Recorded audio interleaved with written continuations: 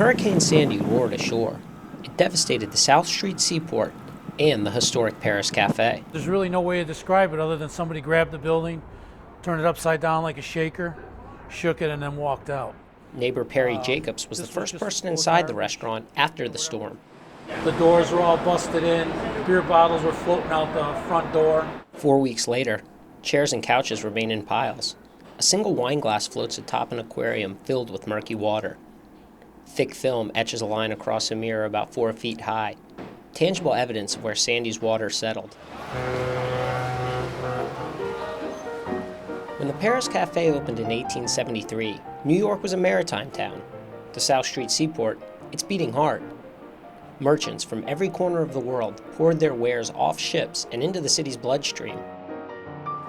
The Paris Cafe, originally Myers Hotel and Bar, was the neighborhood's living room.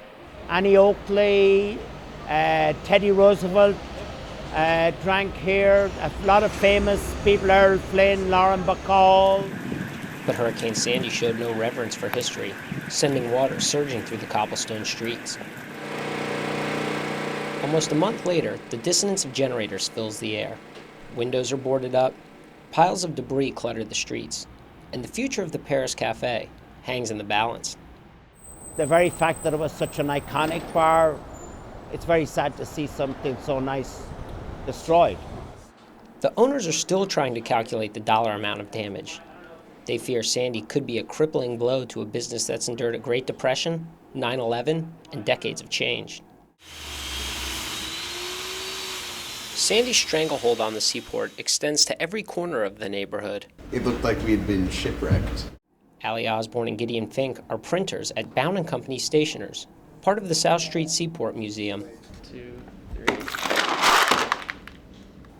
Founded in 1775, Bound & Company transports people to a time when printing didn't involve computers. The layout is the really time-consuming part. They make posters, business cards, and invitations using printing presses and the museum's rare type collection. Wooden lead blocks with letters on them. This type is from the 19th century. It's irreplaceable. The collection boasts 1,200 original letterpress fonts. It's one of the largest and most revered in the United States.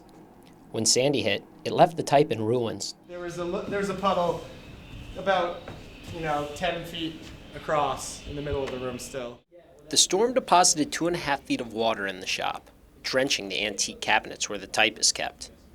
The East River salt water was already warping the wood and corroding the lead. Writing it off wasn't an option. We care about what we do, and part of caring about what we do is caring about type and caring about the presses and caring about these artifacts. It has to be saved. Osborne and Fink launched a methodical rescue mission. We set up folding tables. We covered every surface with blotter paper. The work was painstaking. They laid out each individual piece of wood on the tables. I was too scared to even estimate how much of the collection we could save. They cleaned each piece with rubbing alcohol in an attempt to strip off the silt and grime. The lead type had to be rinsed in fresh water and again in mineral spirits before being dried.